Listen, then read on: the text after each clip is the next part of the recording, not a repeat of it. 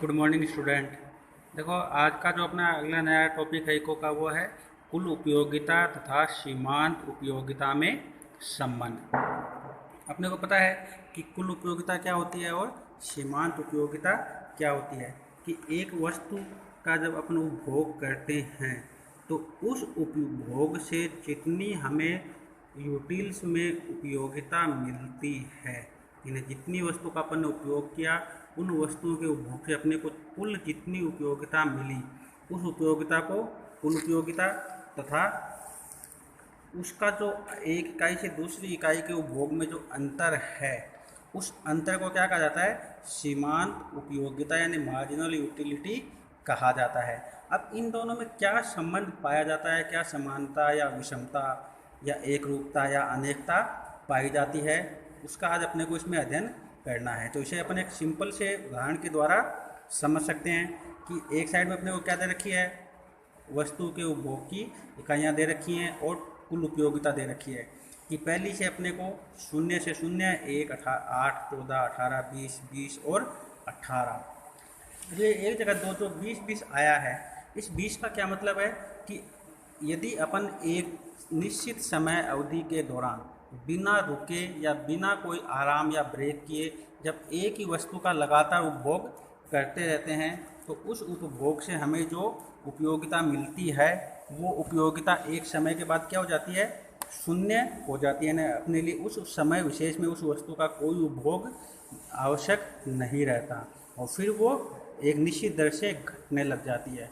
और जो ये बढ़ाव और घटाव है, यानी एक बार बढ़ना फिर स्थिर होना फिर घटना, इसे ही अपन क्या कहते हैं, उस वस्तु की सीमांत उपयोगिता कहते हैं। तो सीमांत उपयोगिता जैसे जैसे अपन वस्तुओं का उपभोग बढ़ाते हैं, यानी एक से दूसरी इकाई, दूसरे से तीसरी, तीसरे से चौथी इकाई के उपभोग में जाते हैं, जो अपनी सीमांत उपयोगिता है वो कम होती जाती है। और एक स्तर ऐसा आता है जब अपनी जो सीमांत उपयोगिता है वो क्या हो जाती है, शून्य के स्तर पर आ जाती है, यानी उस समय विशेष के लिए अपने लिए उस वस्तु की कोई उपयोगिता नहीं रहती।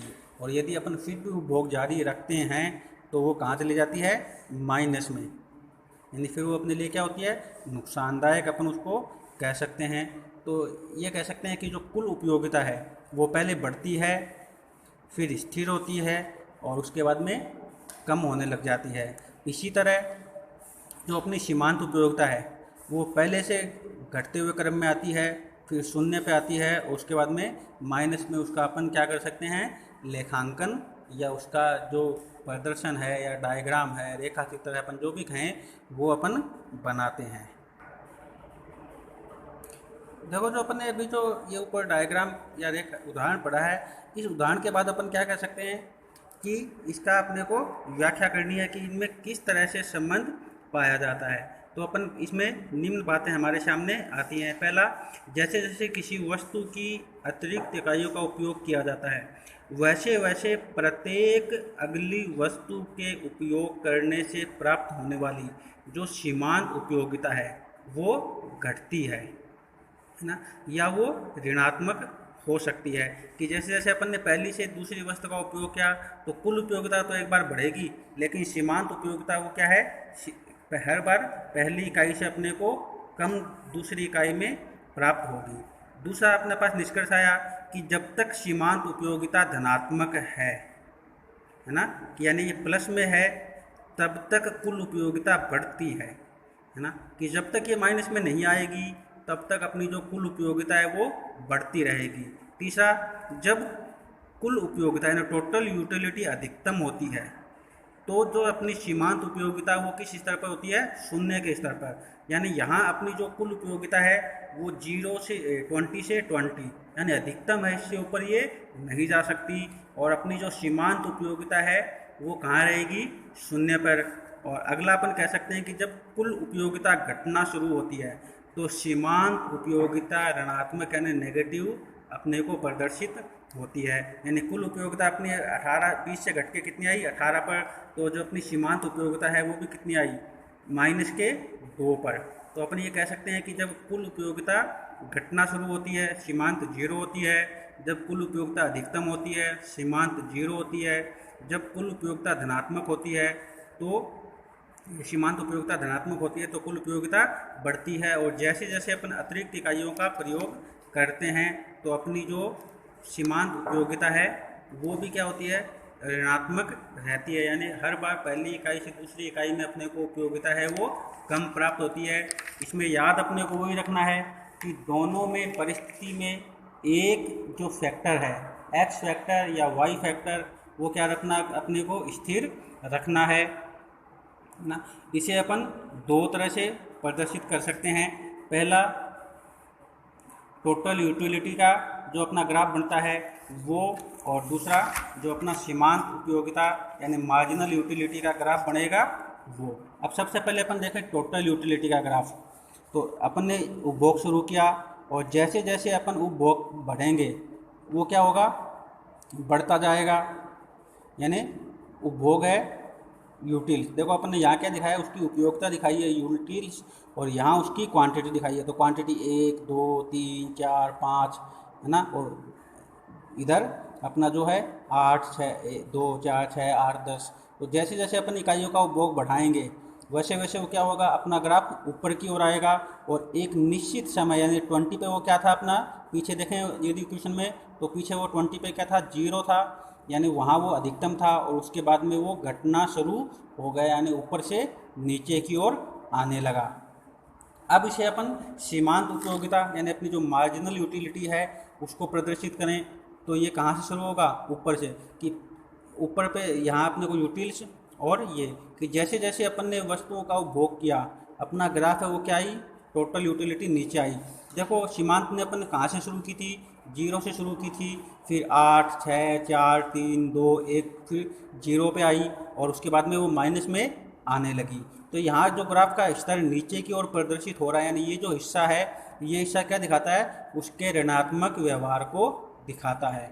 याद ये रखना है कि जब टोटल यूटिलिटी और जो सीमांत यूटिलिटी है अपन दोनों को एक साथ बीच में क्या कर सकते हैं, प्रदर्शित कर सकते हैं। ये ग्राफ इसमें यहाँ भी अपन इसी में डाल सकते हैं, लेकिन जो शून्य स्तर का बिंदु था, यानी जहाँ अपन वापस देखें कि जहाँ अपनी कहाँ थी, 5वें पे अपनी सीमांत उपयोगिता और कुल उपयोगिता अधिकतम और शून्य के स्तर पे थी, तो वो स्तर अपने को इसमें याद रखना है कि कहाँ अपने को इसमें शून्य स्तर है वो प्रदर्शित करना है। तो इस ग्राफ के माध्यम से अपन क्या कर सकते हैं, कुल उपयोगिता और सीमांत उपयोगिता में जो संबंध है उस संबंध को अपन इन ग्राफ चित्रों के द्वारा क्या कर सकते हैं, व्यक्त कर सकते हैं।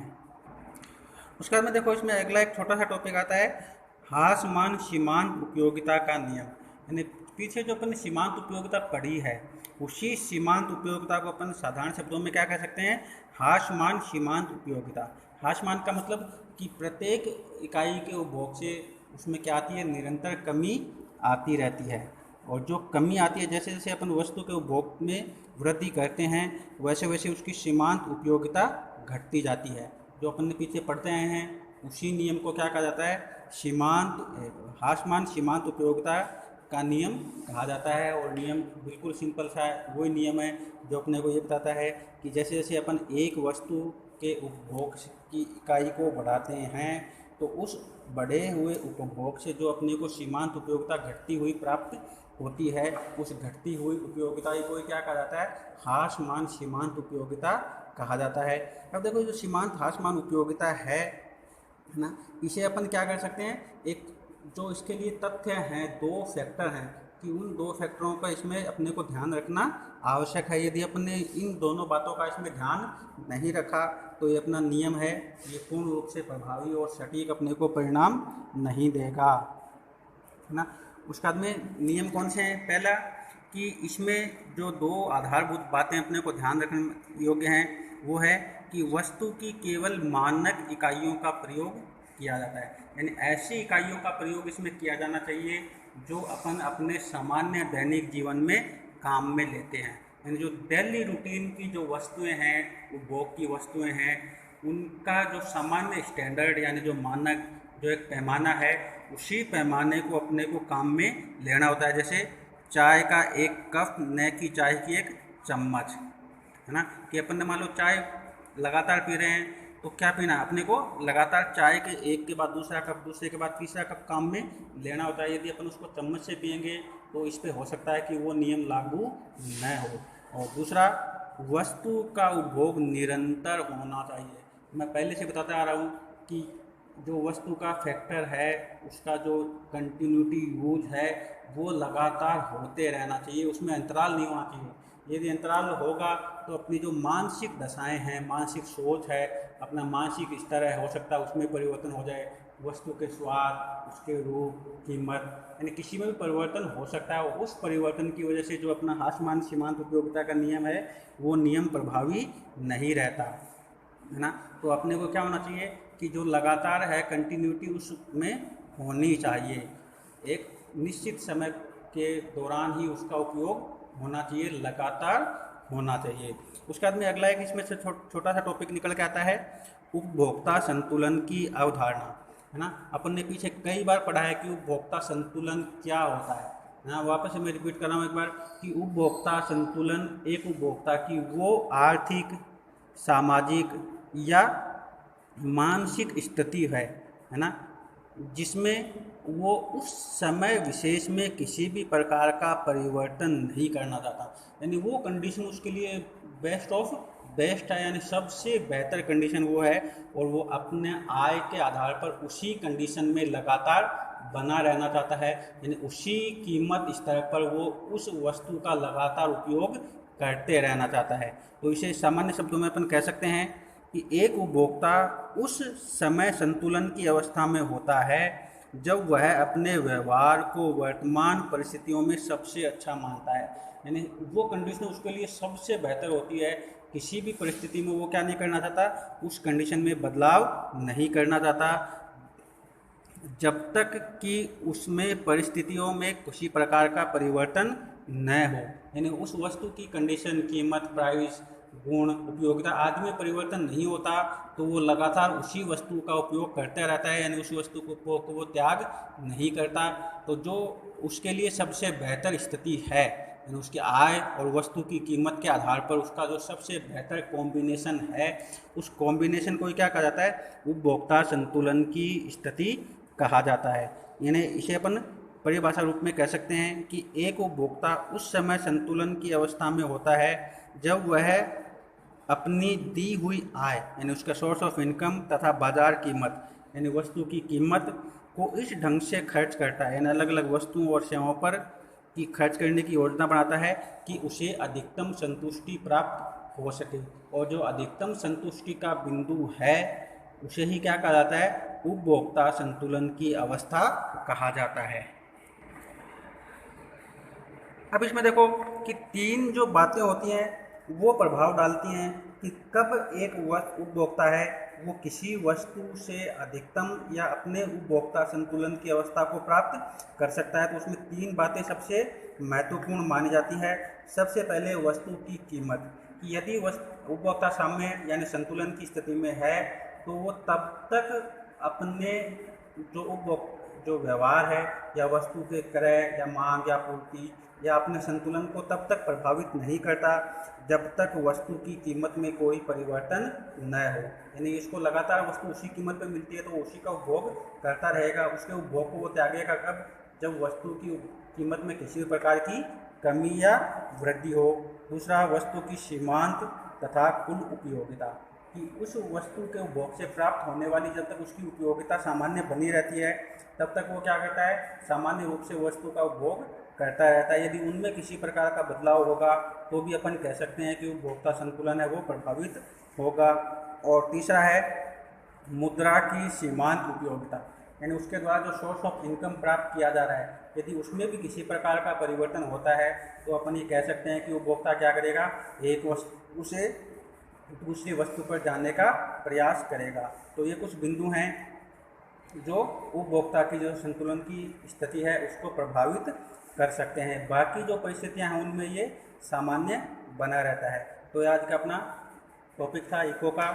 दो टॉपिक अपने इसमें किए हैं, पहला हासमान सीमांत उपयोगिता नियम, दूसरा कुल उपयोगिता और सीमांत उपयोगिता में संबंध। इन दोनों को पढ़ें और कोई क्वेरी हो तो आप मुझसे ऑनलाइन या कॉल पर अपनी समस्याओं का समाधान प्राप्त कर सकते हैं। Thank you.